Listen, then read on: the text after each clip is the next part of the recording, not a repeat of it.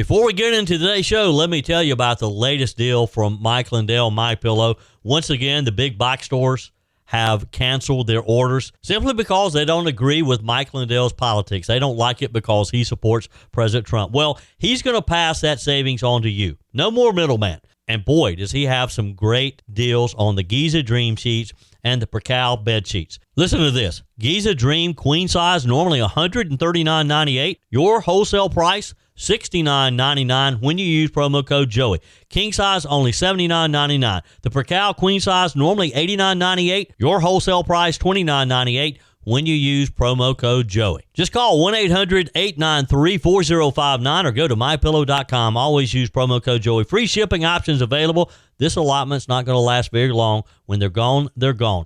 mypillow.com. Promo code Joey. Thanks for joining me in the PhD Weight Loss and Nutrition Studios. To lose weight for the last time, visit myphdweightloss.com. Welcome in as we kick off another week. The weekend was consumed with more details of the assassination of Charlie Kirk. We have an update on the suspect and more details of what actually happened leading up to it. A memorial service has been planned this weekend on Sunday to celebrate the short life of Charlie Kirk. We have that information for you, too. Also, over the weekend, more and more examples of left-leaning zealots celebrating the brutal killing of Charlie Kirk. And guess what?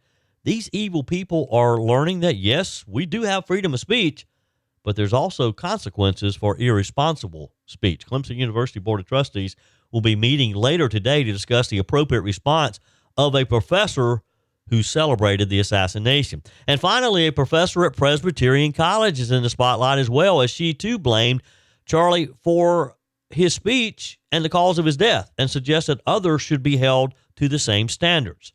South Carolina Representative Luke Rankin joins us to discuss his letter to the president of the college demanding that action be taken.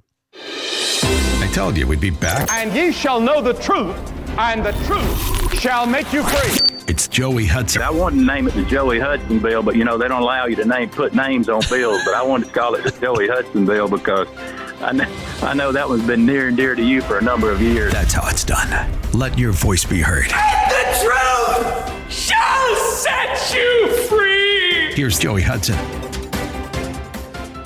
So we're diving into the story, of course, a lot of talk over the weekend as people came together in churches yesterday. A lot of pastors talked about Charlie Kirk and this horrific assassination. I saw there was even a debate, or I guess I should say not debate, but the topic of a lot of social media posts yesterday was whether or not your pastor actually did bring it up. If your pastor talked about the killing of Charlie Kirk. Mine did. Did yours? Some of the folks whose pastor did not bring it up seemed to think that maybe they were acting a little cowardly by not bringing it up. I don't know. Was it appropriate? Were you glad? If your pastor brought it up yesterday, were you glad of that? Text me, email me, joey@joeyhudson.com. But we're diving into some of the incidents that have unfolded across the country in the aftermath of this tragic assassination, where people have been put on leave, where they've lost their job, and in some cases where they haven't and people believe they should. And there's just so many examples that it's hard to narrow it down.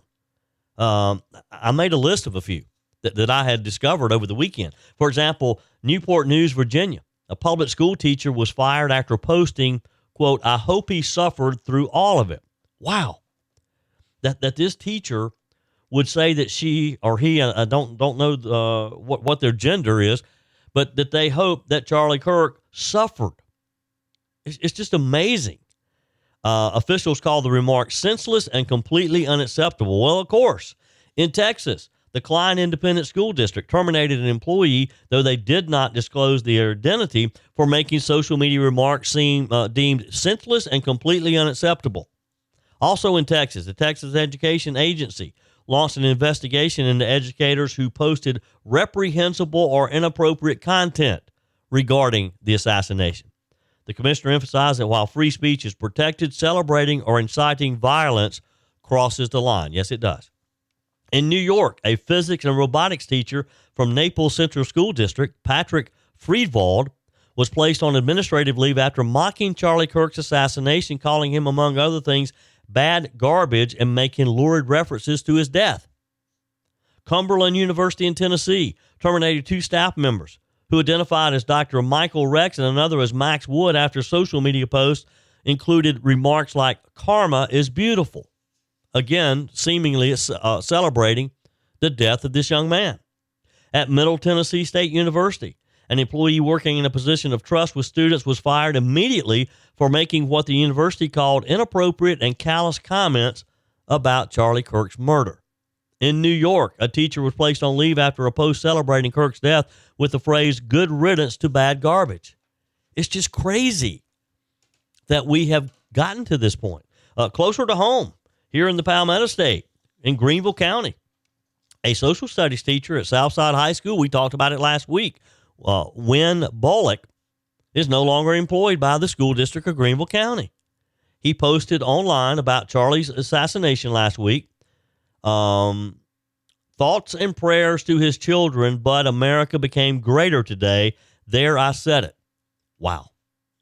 After public backlash, the district placed him on leave. While investigating, later Greenville County Schools confirmed he's no longer employed there. Down in Georgia, just down the road, Children's Healthcare of Atlanta recently fired an employee for social media posts. The post included expletive-filled commentary that hospital officials said violated their social media policy, saying the type of rhetoric is not acceptable for children's employees and violates our social media policy. And see, that's part of this too. A lot of people are crying, well, Charlie Kirk was all for freedom of speech. Now that people are being critical of him, it's not freedom of speech. Well, there has to be some responsibility there. And if your employer has a social media policy in place that says that certain things are not allowable, then they can fire you for it. And some are. The Carolina Panthers communication staffer was fired. They were terminated. This communication staffer followed a controversial post about Kirk's death. The team emphasized that the employees' views were personal and did not represent the organization. See, these organizations, these companies, these school districts, they're putting some distance between themselves and these people. An employee with Lake Norman Charter School was placed on leave after a social media post related to the assassination. The school said the remarks were hateful and highly offensive and would cause pain and suffering. I mean, these educational professionals serve in roles where character and respect matter deeply, not just when inside the classroom, but online too. And again, it wasn't just education. Healthcare workers. Riverside Walter Reed Hospital in Virginia fired an anesthesiologist whose contract was terminated after she made social media posts supporting violence against a public figure in wake of Charlie Kirk's death. Children's Healthcare of Atlanta, again, terminated an employee who made an expletive-laced post on X about Kirk. In New Jersey, a nurse, Lexi Kuenzel, has filed a lawsuit after she was suspended without pay, she claims, for speaking out against a doctor, Dr. Matthew Jung, who allegedly celebrated Kirk's death in front of colleagues and a patient. Jung allegedly said Kirk had it coming, remarks that the nurse found deeply troubling, according to the lawsuit. She now claims retaliation and potentially religious discrimination given her faith and perspective. NASDAQ fired a junior-level sustainability strategist for social media posts apparently supporting violence or celebrating Kirk's death. The list goes on and on. Of course, we know last week MSNBC, they terminated Matthew Dowd. The Joe Burrow Foundation, founded by NFL quarterback Joe Burrow, removed a board member, an Ohio judge who posted phrases like rest in hatred and division and said Kirk had it coming. And across other companies, from Office Depot refusing to print Kirk-related materials to Delta, Microsoft, Children's Healthcare addressing employee posts, the tension between personal expression and organizational policy has been intense. People have lost their jobs. They've been suspended, as they should be. So it raises a lot of questions. Does private online speech, unless it's violent or truly criminal, warrant job termination? But some of this could truly be interpreted as violent or supporting violence. if you're celebrating the assassination of Charlie Kirk? Do institutions have a duty to enforce standards, especially during emotionally charged national tragedies? I don't know. Some people argue that because emotions are so high that people should be given a little additional grace.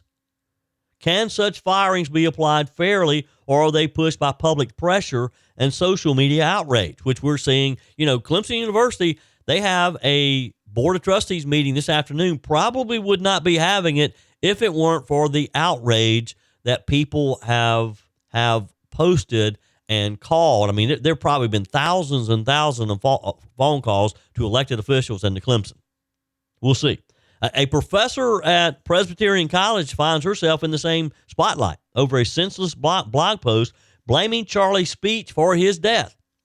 South Carolina Representative Rankin joins us a little later in today's show to talk with us about where he and his legislative colleagues stand on demanding that the president and trustees take action against this faculty member. It's a bad time out there, folks, when people are celebrating the death of another human being. Let's be honest, those summer vacations and backyard barbecues added some extra pounds, right? But instead of feeling guilty or falling further behind, it's time to reset, drop the weight, and get back in control. The solution isn't a shot. Real lasting weight loss starts with your mind, not your mouth. At PhD Weight Loss, Dr. Ashley Lucas and her team help you uncover the real reasons behind your weight gain so that you can reprogram the way you think about food forever. PhD clients lose up to a third of their body weight without ever taking a drug. I know because I lost 33 pounds with PhD weight loss. Through real food, behavioral coaching, and proven science, your body can become a natural fat-burning machine. Why risk spending thousands on shots that strip away muscle, come with dangerous side effects, and leave most people regaining 60% of the weight within a year? With PhD, you'll activate your body's natural appetite control, burn fat safely, and stay in control. Even if you're already on Ozempic, PhD can help you transition off while still losing weight. Take the first step today. Call 864-644-1900 or visit myphdweightloss.com. Since that shot was fired last week and took Charlie Kirk's life, the big question has been why. What motivated this young man? Who is this suspected killer, and why did he have so much rage at the age of 22 that he'd want to take someone else's life? Over the weekend, more information was released that now gives us a little better glimpse of what could have been fueling his rage. And boy, I got to say, some of this is just really dark stuff, folks. Charlie Kirk's alleged assassin lived with his transgender partner, according to senior-level FBI officials. Bureau officials confirmed that Tyler Robinson, 22 years old, was in a, quote, romantic relationship with Lance Twiggs, also 22. He's a male transitioning to a female. And they shared an apartment in St. George, Utah, according to the FBI. And those same FBI officials said that Robinson's partner is fully cooperating with the FBI investigation. However, according to a relative of the roommate, a woman who was not identified, talked to Fox News, wanted to remain anonymous, said that her relative began to act differently when he turned 18 and said that he developed a hatred of Christians and conservatives. The relative said, he hates conservatives and Christians. He hated us. He was not raised that way, but over the years has become really detached and been radicalized. He has obviously gotten progressively worse the last 2 years. Adding that he's always very angry. Now, again, this is the roommate, not the accused shooter, but his trans roommate. The relative suspects that Robinson's politics were probably influenced by his partner, saying, I think Tyler got a whole lot worse in the year they've been dating. They are big video gamers, and obviously they have that group that influences them as well as others. But my gut tells me that the roommate did more of the influencing. So this could be a little glimpse of what was fueling this young man's rage. The relative added, everybody in my family wants justice to be served and wants no part in this and wants whoever is involved in whatever way to have to pay for that. Moments before Robinson's alleged shot that killed Kirk, an audience member asked Kirk, do you know many transgender Americans have been mass shooters over the last 10 years? Charlie Kirk replied, too many. The question was, how many? Charlie Kirk said, too many. Kirk was then asked, do you know how many mass shooters there have been in America over the last 10 years? Kirk replied, counting or not counting gang violence. That was when the shot was fired and when he breathed his last breath. A law enforcement source told Fox News that Robinson's father, who ultimately turned him in to authorities, told the FBI that he recognized his son from the surveillance video images that FBI Director Kash Patel had directed to be made public. This young man, the alleged assassin, again, living with a transgender partner, it kind of starts adding up, doesn't it? Because we've all wondered, well, what was his motivation? Bureau officials confirmed this romantic relationship. And when you get into this, and you see some of and people have been digging through posts. This young Robinson also appeared to have a fixation on furries, while his live-in transgender boyfriend had publicly offered his support for Joe Biden and joked about being mentally ill himself. In a post on Reddit, this according to the Daily Mail, the transgender roommate said that he had been getting targeted advertisements for treatment for schizophrenia and other mental conditions on social media. The post reads, I've been getting recommended treatments for schizophrenia, BPD, and a brain tumor recently by my social media advertisement. This meme is perfect, thanks. His posts were not political a lot, but frequently reference his gender transition as well as being a former Christian. Seems he was angry with anyone who was a Christian. And again, all this comes as the suspected shooter had this bizarre tie to the furry lifestyle. An account on the website furaffinity.net, which features sexualized images of cartoon animal characters, features an account name matching one that the accused shooter, Robinson, used on his various gaming and online accounts. The spent cartridge, you may recall, that we've talked about earlier, believed to belong to the murder weapon, was inscribed with the message, notices, bulges, OWO, what's this? A phrase associated, I'm told, I don't know, with popular furry internet memes. Now, the roommate, Twiggs, who was said to be aghast after learning of Robinson's alleged crimes, is being extremely cooperative, according to authorities, said it's pretty clear that Robinson's roommate knew a lot and didn't say anything after the killing, so they're a person of interest officially, but they are cooperating. We want to keep it that way, one official said. The other piece of this is, and this is all too familiar with some of these other shooters over the years, is they were both gamers. They were both loners. They appeared to spend a lot of time in their apartment in the dark on these gaming sites. It's just a very troubling way of life, I guess you could say.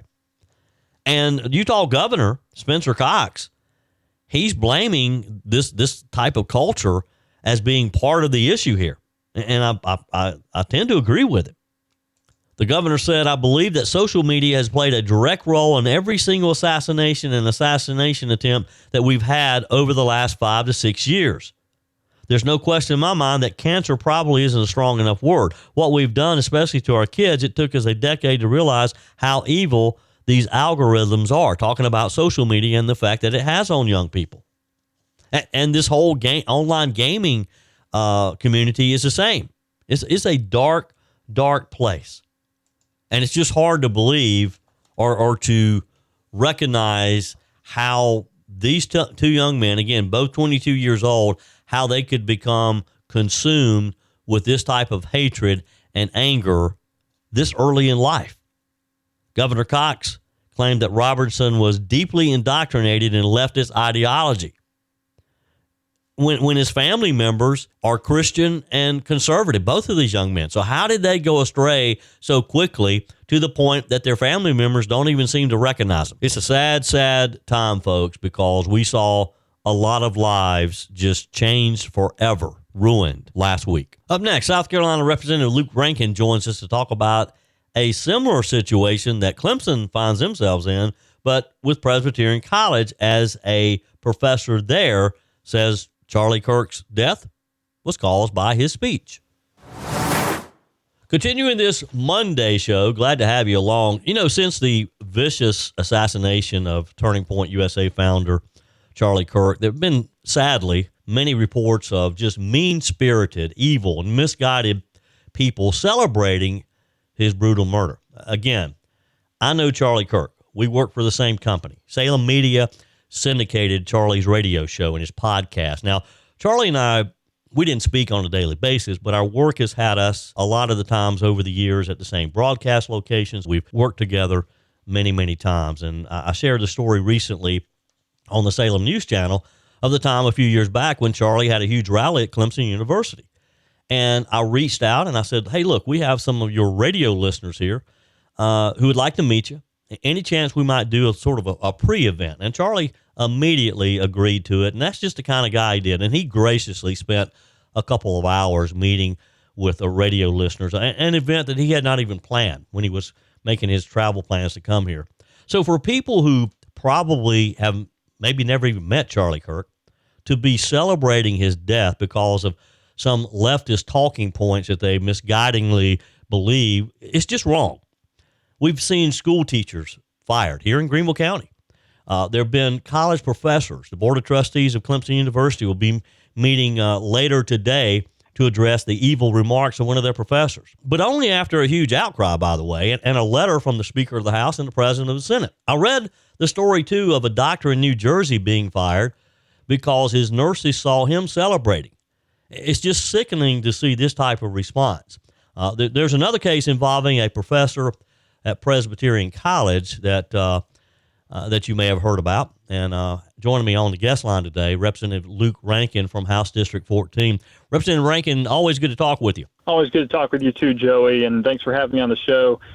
I think we're all, as Americans, still picking up the pieces from last week, one of the darkest weeks in American history with the assassination of Charlie Kirk. It's definitely been difficult for many people, and as you said, everything that's been going on with the celebrations of his death, despicable. Yes. And we need to be exposing every single one of these people. It's just amazing, the response that we've seen. Representative Rankin, I'd like to think if this had been someone on the other side, let's say AOC or someone representing that side of the spectrum, I don't think we would have been celebrating anyone's death. I just don't think that we would. And if there was a situation where that happened, Joey, it would be front page news, 7 days in the week. It would be crazy. So you are absolutely right. And this situation we've got going on at Presbyterian College, Dr. Emily Taylor, one of the professors there, believe it or not, she's also the director of women's and gender studies there. Very woke professor, and she published an article the day after Charlie Kirk's assassination. And in that article, she was just disparaging Charlie Kirk throughout the whole thing. But then she states this comment that's really got a lot of people fired up. She said, quote, "The violent discourse espoused by Charlie Kirk has resulted in his murder," unquote. Wow.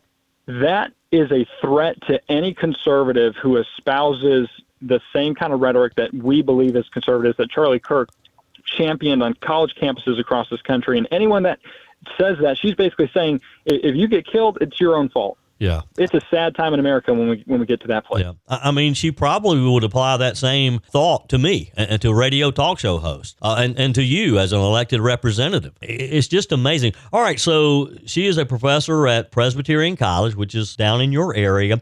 Have you received any response from the school? Has there been a response from the school? So I sent a very formal letter, copied all the members of our Lawrence County delegation on Saturday evening to the president of the college. We have yet to receive a response. Hopefully we'll hear something soon. But, you know, if we don't hear anything back, Joey, we're going to keep escalating this, bringing more attention until they do at Presbyterian College what Clemson University has so reluctantly decided to do, and that's finally to hold a meeting. Yeah. But like I said, we need to expose these people, keep the pressure on, This is unacceptable behavior, and frankly, anyone that espouses this kind of rhetoric as a professor, someone that is guiding the future generation, they should have no business teaching our kids. Yeah. And the thing that has really surprised me, I mean, you always expect that maybe there'll be an isolated incident like this, but Representative Rankin, this is happening all over the country. I mean, I can read you a list of situations of teachers and coaches and doctors, as I mentioned, some law enforcement personnel. I saw just yesterday afternoon, a school resource officer had been relieved of her duties because of just vile conversations and comments that she had made. And then there was a situation too of a elementary school teacher who had showed the actual video of Charlie of the bullet hitting him and him falling from his chair. She had played that over and over in her classroom to 11-year-olds. It's outrageous. And I think what's even sadder about this whole situation is Charlie Kirk was the champion of free speech. He welcomed open dialogue and discussion. He challenged young people to think for themselves. And ultimately, let's not forget, he championed his faith in our Lord and Savior Jesus Christ more than anything. And this is the kind of reaction we get from people. Yeah. You know, to people like this professor, Dr. Emily Taylor and others, and I've had some people on Facebook, I've made some comments on X and other social media posts, and I've had people challenge me. And my response has been, okay, I tell you what, you go listen, watch a few of Charlie Kirk's YouTube videos and get back to me. Because I challenged them to come up with a single instance of where he was inappropriate. Because Charlie had that way of just calmly debating someone. He loved for people to challenge his thoughts. He loved, and that's what he did. What he was doing when he died. You know, and that's why the left can't stand him. Yeah. And that's why they killed him, because they could not debate. And you'll find this. All the woke ideology going around, all these students that are being indoctrinated by our higher education systems, they can't carry on a debate with anyone that has any rational, logical viewpoints. And so the only way to shut up your opposition is to kill them. Yeah. And unfortunately, that's what happened to Charlie. And my hope and my prayer, and we're seeing this already since his assassination. Yeah. Millions and millions of people are waking up to how crazy the left has become. And they are alienating more and more Democrat voters by the way that they are treating this whole situation. Exactly. And so the best way that we can honor Charlie's legacy is to be more vocal, to stand up, get into the public space, and start speaking our minds and speaking the truth. Yeah. Because that's what Charlie would have wanted us to do. And I'll say this real quick, Joey. Over the weekend, I put out that I am working with local city and county officials to erect a road sign, naming one of our roadways after Charlie Kirk. And it's crazy, going back to what you're saying with all the hate that's going around. You would not believe how many negative comments we got. But overwhelmingly, it has been very positive, and the majority of Americans are behind Charlie Kirk, and we need to remember his legacy and memorialize it for future generations. Yeah. My guest today, Representative Luke Rankin from Lawrence, representing the House District 14. Representative Rankin, it's just surreal. And my buddy Mike Gallagher has been in town this past weekend, and he and I at dinner last night, we just sat there, and Mike was a lot closer to Charlie than I. He worked with Charlie a lot more often, but still, just sit there and just talk about Charlie in the past tense. I mean, this young man, a few weeks ago, we were talking about rallies and broadcasts that we'd be holding in the future. And now we're talking about heading out to Phoenix next weekend. We'll be there Friday with the Mike Gallagher Show, and then again on Monday, and we'll be at the memorial service, but literally be talking about a memorial service for our friend. It's devastating, and I don't think our country is ever going to recover from this. And I hope people realize the significance of who Charlie Kirk was and what he meant, not only to the younger generation, but what he meant to older generations as well. Yeah. And I know this for a fact, Joey. He was a future president in the making. He was one of the most intelligent, eloquent speakers of our time. And it's just utterly devastating. My heart goes out to Erica and the kids, his parents, And, this whole country will be mourning his loss for, again, many years to come. I think you're right, Representative Rankin. Not only did they silence a voice, a voice in our times, but they also silenced a future leader, because I agree with you. I think that he definitely had a bright future down the road. I played a clip the other day in Friday's show of a lady asking him just recently, would he ever consider running for president? And he, very politely said, I think I'm pretty happy where I am, and I'm having an impact. And he said, my goal is to support President Trump and to see that Vice President J.D. Vance is elected in 4 years. But, he's going to leave a real vacant spot, and especially among the young people. I just really grieve for the young people who had gotten involved because of Charlie Kirk, and now their leader is gone. That's right. And Joey, I'm one of those people. I'm 28 years old. Charlie was just 3 years older than me. We had a lot in common as far as involvement in politics, young families. But I listened to Charlie Kirk practically every day. If it wasn't one of his videos coming up through my feed, it was me listening to one of his podcasts. He was one of the first places I went to for information. Yeah. And millions of other young people were obviously the same way. Yeah. But the future in front of him was unbelievable. Obviously a life cut way too short. For sure. But we know that God has a plan, Joey. And I think God has used this scenario to point people to what is important. And that's our faith in God, getting back into church, and becoming that Christian nation that we have strayed so far from. And Charlie was the one that was really trying to bring us back to that. Absolutely.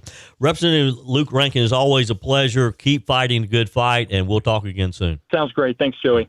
Your comments are welcome on the Furman Ford text line, 864-477-JOEY. That's 864-477-5639. Email's always welcome, joey@joeyhudson.com. Speaking of the Furman Ford text line, it's never been more important to support locally run businesses owned by people who actually live here in the upstate. Let me take a minute to talk with you about our friends at Furman Ford. If you're looking for a new vehicle, maybe a great pre-owned vehicle, one you can trust, or maybe you're looking to order that special vehicle.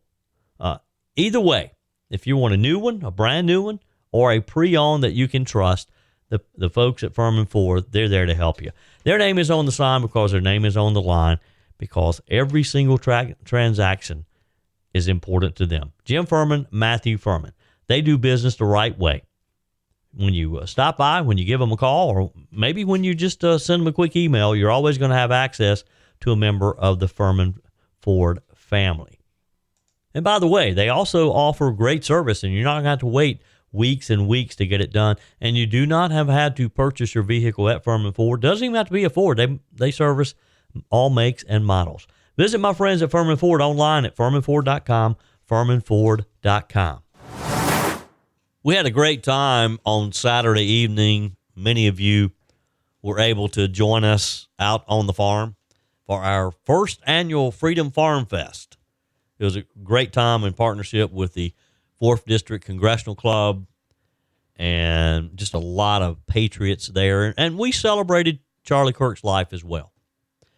And just a chance for like-minded people to come together. We had some great barbecue, a lot of great conversation. My buddy Mike Gallagher was with us, of course, and we recognized Mike and his work for all these many years. Nate Loip, the chairman of the 4th District Congressional Club, presented Mike with a Lifetime Achievement Award, and they named it the first annual Charlie Kirk Freedom Award, and presented that to Mike Gallagher for his work over the years and his presence in upstate South Carolina. So a lot of fun for many of you who were there. For those of you who listen to my podcast or in other parts of the country, weren't able to be with us, you missed a great evening, but it was fun, and I appreciate everyone who was there. Of course, everybody had heavy hearts. We had a young lady, Nyla, who was coming to sing the national anthem, but she also sang one of my favorite Christian songs, Goodness of God. And it just really, there was just an atmosphere of praising God for life and praising God for the effect that Charlie Kirk has had on our country. So just a fun evening, and sorry if you missed it. Maybe there'll be a second annual Freedom Fest. Clemson University is facing heat from some Republican lawmakers and the college Republican group. And we had the Clemson College Republican president and some of those young men over at Freedom Fest, Freedom Farm Fest on Saturday. I enjoyed meeting them. And they're not taking no for an answer. They are pushing for the termination of 2 professors for their comments on social media, again celebrating the assassination of Charlie Kirk. Now, the outrage began when Clemson College Republicans posted about Melvin Villiver, an assistant professor of audio technology and global black studies, who shared posts mocking Charlie Kirk in the hours after his death, including a post that said, quote, according to Kirk, empathy is a made up New Age term. So keep the jokes coming. It's what he would have wanted. Villiver even added, racism and white supremacy age you. The college Republicans also posted about assistant professor Josh Breggy, who works in the Environmental Engineering and Earth Sciences Department and previously posted about supporting the Black Lives Matter movement. Breggy shared a post that said Kirk's assassination was karma for his outspoken conservative views.